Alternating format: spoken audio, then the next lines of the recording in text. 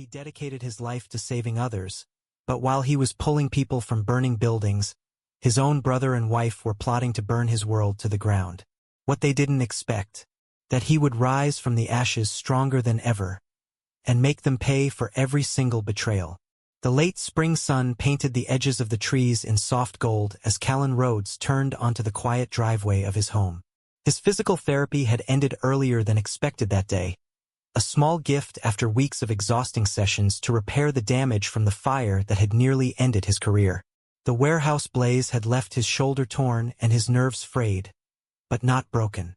He was healing physically, if not emotionally. The neighborhood was peaceful, almost deceptively so. Birds chirped lazily in the trees, and the garden was immaculate, exactly how Vera Quinn liked it. Callen's footsteps barely made a sound as he crossed the trimmed lawn, heading toward the side of the house where the garden pavilion stood, tucked behind the hedges. He paused as he caught the sound of voices drifting through the open windows. He froze. 13 years in the fire service had taught him how to go still, how to listen without being noticed. Now that training kicked in instinctively. Through the soft hum of wind and birdsong, Vera's voice rose, casual but biting. She was on a call, likely on speakerphone. The name that came up next, Emmer Sloan, made Callen's stomach twist. The words were careless and cutting. Vera spoke of trips being planned, of property dreams in distant hills, of a new man who was everything her husband wasn't. Emmer responded with laughter, a low tone full of shared contempt. Their conversation wasn't just infidelity, it was premeditation. They were planning something bigger. From the way they spoke, it was clear they thought Callen would never find out, or if he did, he'd be too broken to do anything about it. Callen pulled out his phone and began to record. Every detail mattered now. This wasn't just betrayal, this was strategy. And he needed to counter it. The voices behind the hedge grew more venomous. Vera ridiculed his income, called him unstable. Emmer, with the smugness of an unearned ego, discussed gathering photos, manufacturing a persona of Callen as a man spiraling out of control. The goal was simple. Take everything. The house. The name. The legacy. It wasn't random, Callen realized. There had been signs. The odd glances, the sudden shift in Emmer's interest in his schedule, the equipment malfunction that nearly killed him just weeks earlier. The trap had been forming long before the conversation he stumbled upon. This wasn't just personal. It was financial, legal, calculated. By the time Callen slipped away from the side yard, the sun had dipped further down the horizon. In his pocket, the recording continued capturing the tail end of their plan. Something about property demolition and new development deals. He didn't feel rage. Not yet. Instead, his brain worked the way it always did in a crisis, logical, methodical. This was no different than a complex fire scene. He needed to contain the blaze before it spread further.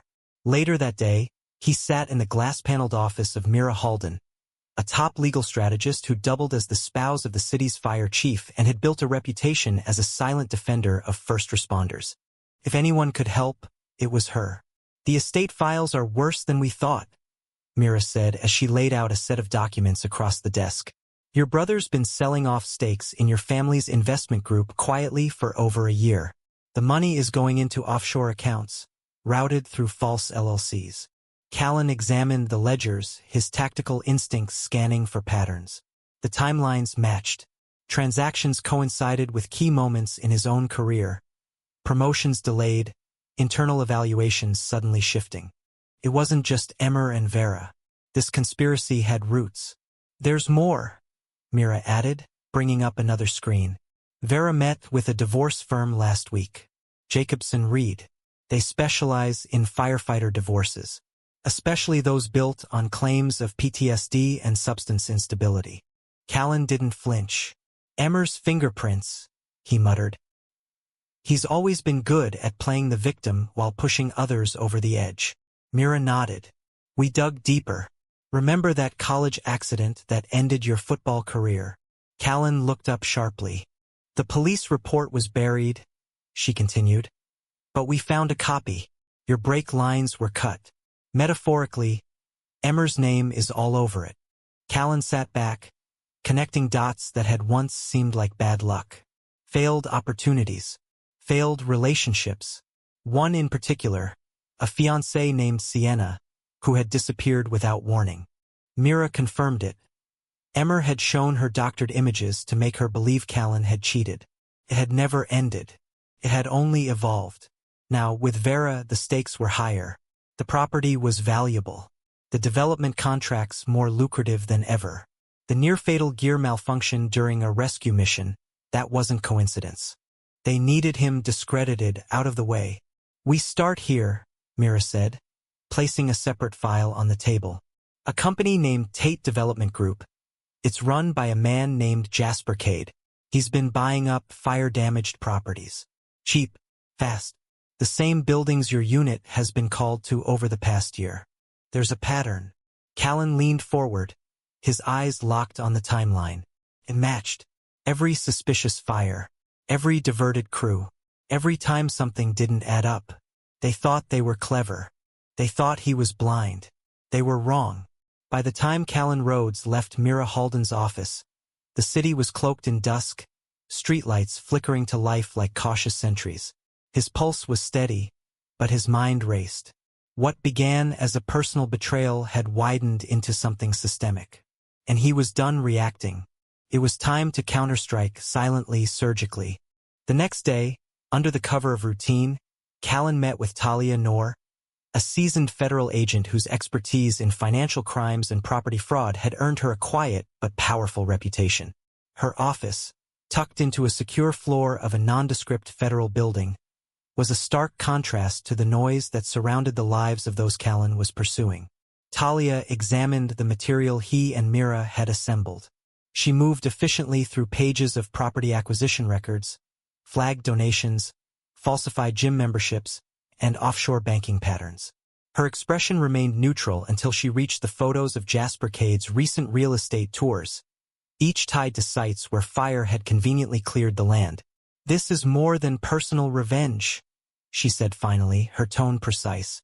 "This is organized asset stripping through engineered disasters." Callen gave a curt nod.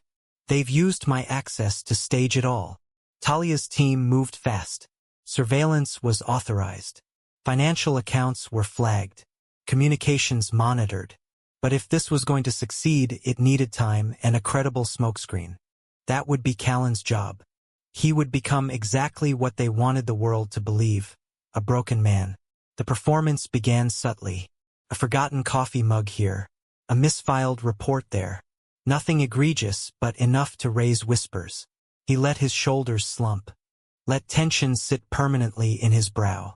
One evening, he staged a brief outburst during a departmental strategy meeting, slamming a folder onto the table. Someone mentioned it in passing to Victor Dane, the department's chief. Callen knew it would be passed on, perhaps by design. Meanwhile, Julian Reyes, his closest colleague for nearly a decade, worked behind the scenes. Together, they reviewed fire response data from the past 18 months. A chilling pattern emerged. Each time Everett Kane's company, Tate Development Group, purchased a fire-damaged structure, Callen's crew had either been delayed or pulled back due to equipment anomalies. Half these failures happened on shifts when Vera had access to your laptop, Julian noted, cross-referencing timestamps. "It was never about just discrediting me," Callen replied. "It was about control." At the same time, surveillance footage surfaced from Emmer Sloan's gym. Hidden cameras caught snapshots of private conversations, documents copied behind closed doors, schedules quietly discussed. Emmer's financials, when peeled back, revealed glaring inconsistencies. Membership revenue did not match expenditures. Cash deposits exceeded legal thresholds. Talia's team began to map the laundering web. The gym was a funnel. One of Emmer's trainers, a man named Kyle Mercer, had previously worked as a technician for the fire department. His bank statements showed large unexplained cash infusions, always timed within days of major equipment malfunctions on Callen's crew. They built their entire operation around access and timing, Talia observed during one of their evening strategy sessions. "And you were the keystone, the trusted one, the one no one would suspect." But now the tables were turning. Mira uncovered internal documents from the divorce firm Vera had contacted. Alongside generic custody templates and asset division spreadsheets were confidential memos, summaries of department disciplinary histories, details of psychological evaluations, common tactics for discrediting first responders. "It's coordinated," Mira said grimly. "They're weaponizing your service against you." That week, Callen left a bank statement, conveniently highlighting a large recent transfer. On his desk, in plain view. Vera noticed it the moment she came in to pick up a spare set of keys. She barely hid her excitement. Later that night, a message from her appeared on his phone. "Dinner at 8, we need to talk about your drinking." It was the signal he had been waiting for. They wanted to craft a narrative of instability. He would let them. Every move they made now, they made with confidence. But confidence made people sloppy, predictable, exposed. Over the next few days, Talia's surveillance net widened. Phone calls between Vera and Emmer revealed a tone of mounting urgency. Jasper demanded more intel, specifically about upcoming inspections and firehouse response drills. They were preparing to push their final developments through the system. The pieces had to fall perfectly into place for them. Callen knew they would, just not in the way they intended. Julian, meanwhile, intercepted a suspicious query made under Callen's credentials to access internal incident reports. An investigation traced it back to Vera's laptop, confirming she had installed keyloggers and remote access software months ago. "This isn't just betrayal," Julian said, watching the screen. "It's espionage." Callen said nothing. He didn't need to. His mind was already 2 steps ahead. The more desperate his enemies became, the more recklessly they moved. That was the opening he had been waiting for. Now it was time to feed them just enough rope and let them do the rest themselves. By mid-May, Callen Rhodes had become a man unraveling, at least, in the eyes of those who were watching. He skipped meetings, appeared disheveled during briefings, and left cryptic notes on departmental logs. But beneath the layers of his staged instability, a web of precision was tightening. His enemies, convinced they were winning, leaned in deeper. Vera Quinn's legal team, under the aggressive banner of a firm known for high-profile divorces involving first responders, began filing quietly. The claims they constructed weren't just exaggerated, they were entirely fabricated. Her attorneys submitted statements alluding to Callen's volatile emotional state, insinuated addiction, and even referenced repeated outbursts of unpredictable behavior. They filed a request for emergency custody of children that did not exist. The filings were carefully timed and saturated with performative concern. According to the court petition, Vera had attempted for years to build a stable family environment, only to be met with emotional sabotage and psychological aggression. The strategy was clear: destroy his reputation, claim emotional damages, and secure financial advantage under a veneer of concern. Emmer Sloan, operating with the same arrogance that had defined his actions since youth, encouraged the performance from behind the scenes. His gym staff, specifically 3 employees loyal to him, swore in affidavits that Callen had spoken openly about never wanting a family and actively hiding fertility medications. They even claimed to have seen him dispose of a pregnancy test in the gym restroom. None of it was true, but truth, Callen knew, was secondary in such games. It was perception that drove results. And perception, once manipulated, became a weapon. Callen's only response was silence. And silence, to his enemies, read as validation. May Kessler, Callen's aging aunt who had always been swayed by Emmer's manipulations, suddenly appeared at his doorstep alongside her nephew. They staged what was clearly meant to be an intervention, complete with emotional outbursts and accusations. They referenced vague stories from the past, like a long-forgotten disagreement at a wedding, twisted now into a supposed act of violence. Callen played along. His hands shook subtly. His eyes darted without focus. He rose suddenly during the conversation, knocking a mug from the coffee table, shattering it loudly across the floor. He saw Vera's phone angled toward him. She was recording. Let them, he thought. Every detail was a chess move. Every recording they made, every manipulated affidavit, every staged emotional play, They were all being mirrored, archived, and analyzed by Talia Noor's federal team, now working around the clock. What the conspirators didn't know was that Callen had already handed over complete forensic copies of his laptop, his financials, and all incident logs to Talia and Mira Halden. The forensic trail told a very different story. Mira traced a digital fingerprint left by one of Emmer's associates during an illegal attempt to access Callen's medical records. The contact had tried multiple times under falsified credentials, eventually bribing a hospital admin to retrieve a restricted file. They were building a case to depict Callen as mentally unstable, using falsified psychiatric notes, weaponized departmental records, and snippets of surveillance footage taken out of context.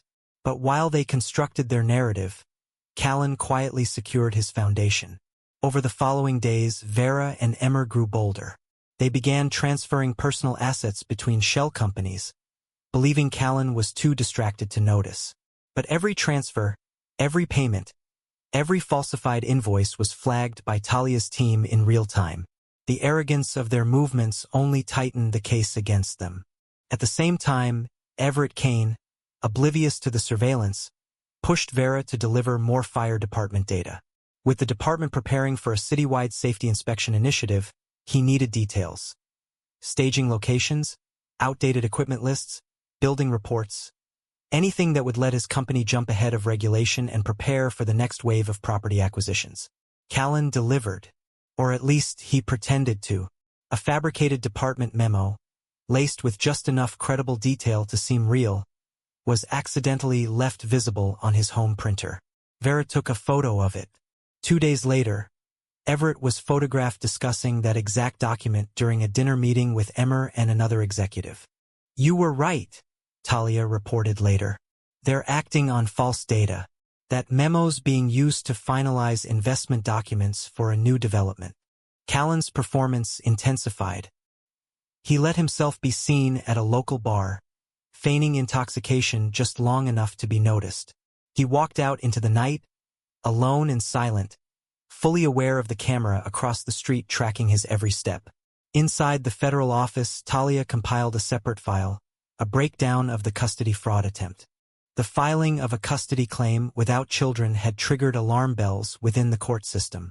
Combined with evidence of perjury from Jim's staff and forged documents, Vera's legal position was starting to collapse. They had believed that Callen's silence was weakness, but in truth it had been calculation. The rage they had hoped to provoke never came. In its place was something far more dangerous: control. The groundwork had been laid, the deception complete. Now it was time to build the final stage, the collapse that looked to everyone else like Callen's defeat. But in reality, it was the perfect exposure of their empire.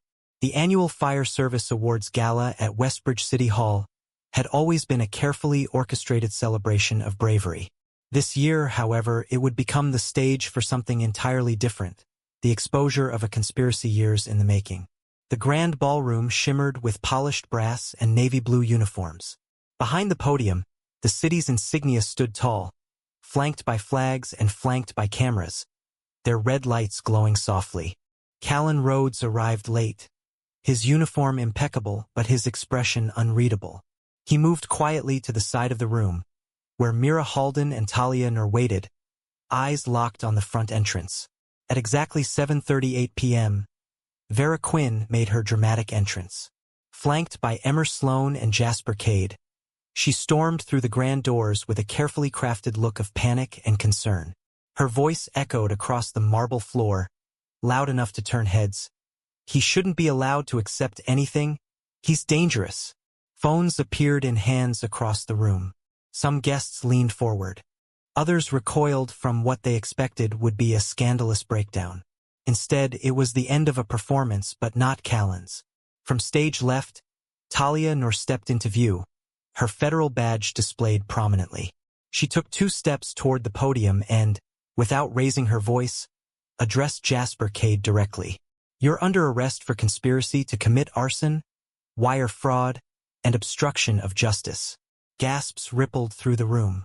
Uniformed agents began appearing from every side entrance. At the same moment, coordinated raids hit Everett Kane's corporate offices and Emmer Sloan's gym across the city. Jasper stood frozen, processing the shift in tone, but Emmer reacted. His eyes darted toward the exit. Two agents moved swiftly, intercepting him before he could make it halfway.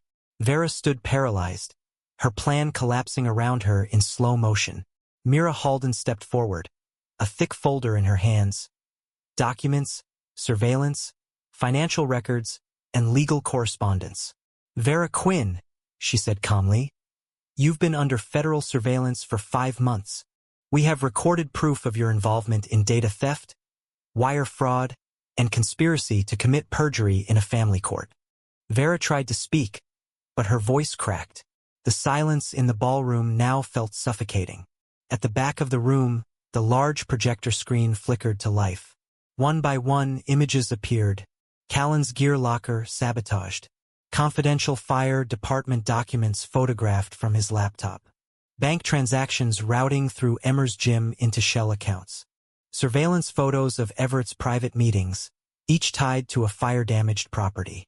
A recorded conversation between Emmer and Vera.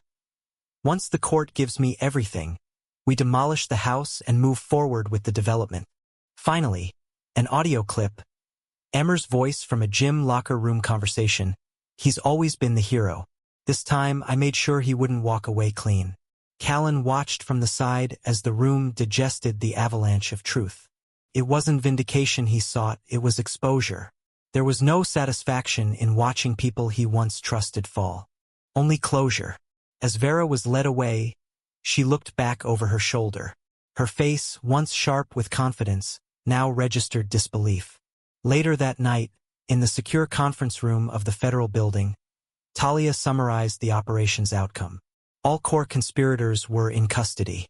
Multiple confessions had already begun, most notably from Kyle Mercer, the gym employee who admitted to tampering with department equipment. Everett's properties, 12 of them, had all been flagged as part of a criminal asset seizure. His shell companies were under forensic audit. And Emmer? His financial web unraveled quickly. One of his assistants had turned over access credentials, revealing years of falsified memberships, fraudulent write-offs, and collusion with out-of-state developers seeking fire-cleared land for rapid construction. Vera's attempt to salvage the divorce case imploded within days. Her legal team withdrew, citing withheld evidence and potential ethical violations. The custody filing, based entirely on non-existent children, became a national punchline, further amplified by the department's official statement denouncing any claims of instability in Callen's record. Even within the family, the walls closed in. May Kessler, once skeptical, provided a sworn affidavit recanting her earlier accusations. She admitted Emmer had manipulated her for years, feeding her lies and distorting family history to isolate Callen and sow distrust. By week's end, media headlines had changed tone. From hero to target, how Battalion Chief Rhodes exposed a criminal empire hidden behind fire. Luxury developer behind bars after arson-for-profit scheme implodes. Fake family, real fraud. Custody case built on lies collapses in court. But Callen didn't seek press. He didn't give interviews. Instead, he returned to the department's firehouse, not to fight flames, but to build something stronger. He was already forming the blueprint for a new initiative, a nationwide safety protocol and investigation unit focused on detecting equipment tampering and protecting firefighters from internal sabotage. The plan was simple: prevent what happened to him from happening to anyone else. 6 months after the explosive unraveling of the conspiracy, Callen Rhodes sat behind the glass panel desk of his new office. The nameplate read, Battalion Chief, Special Arson Investigation Unit. The office overlooked the city's eastern district, the same streets once haunted by arson, betrayal, and quiet corruption. But now the atmosphere had changed. Fire stations across the region had adopted the new tampering detection protocols. Response times improved. Equipment failures plummeted.